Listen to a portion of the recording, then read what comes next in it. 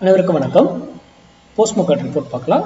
காலையில் pre market அனலைஸில் நம்ம கொடுத்துருந்த level என்ன ஒர்க் ஆயிருக்கா இல்லையான்னு பார்க்கலாம். இதை வைத்து நம்ம ட்ரேட் பண்ண மாட்டோம். முதல்ல அதை புரிஞ்சுக்கோங்க. இது ஒரு அடிஷ்னல் டூல் தான், ஓகேங்களா? இதை மட்டுமே வச்சு இது சிந்திக்கணும் என்பதற்காக தான் இந்த லெவல்ஸ் கொடுக்குறது. நீங்கள் சிந்தித்து செயல்படுங்க எப்போவுமே, ஓகேங்களா?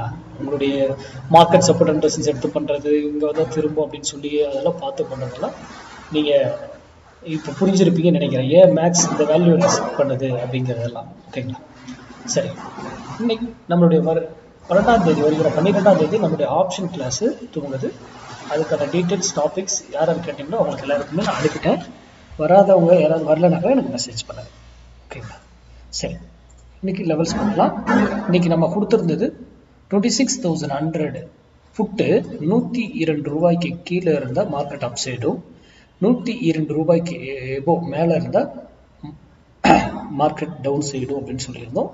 பாருங்க, காலையில் அந்த 102 ரூபாயிலிருந்து இங்கேயே இருந்தது. அதுக்கப்புறம் கீழே வந்துட்டு ஒரே ஸ்பைக்கில் ஏறி இருக்காங்க. ஆனால் எகைன் அந்த 102க்கு மேலே சஸ்டைன் ஆக முடியல. மறுபடியும் ஏன் எவ்வளோ நியூஸ் என்ன வேணா வரட்டும், எதா வேணா இருக்கட்டும், ஆனால் மேக்ஸ் படி தான் இயங்கும் மார்க்கெட்.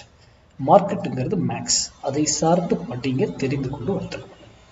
அதே இந்த இடத்துல இருந்து ஏன் ஏறுச்சு அப்படிங்கிறதுக்கெல்லாம் பர்ஃபெக்ட் மேக்ஸ் வேல்யூ இருக்கணும்.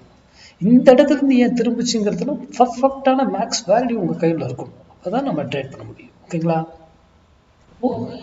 இன்னைக்கு மார்க்கெட் என்ன இருக்கும்? கண்டிப்பாக அப்சைட் போயிருக்கும். சிம்பிள் லாஜிக், அவ்வளோதான்.